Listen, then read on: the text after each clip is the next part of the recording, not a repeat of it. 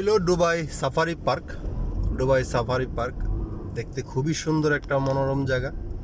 কে বলেছে দুবাইয়ে সবুজ নাই? দেখেন তো, পুরা সবুজের সমারোহ, শুধু সবুজের সমারোহ। আর কি দেখবেন, মরুভূমির জঙ্গল বানায় ফেলাইতেছে, আর আমরা জঙ্গল রে কাইটিয়া মরুভূমি বানাইতেছি। এই হচ্ছে আমাগো ব্যবধান, আমাগো আর তাদের মধ্যে। দেখছেন, ছিল এটা মরুভূমি, দুদু মরুভূমি ছিল, আর এটারে সবুজের সমারোহ বানাইলেছে। এটা হচ্ছে দুবাই সাফারি পার্ক। এখানে চিড়িয়াখানার মতন জানোয়ার এখানে ওপেন রাখা হয়। এখানে ঘুরা ঘুরা দেখার জন্য অনেক সুন্দর একটা জায়গা।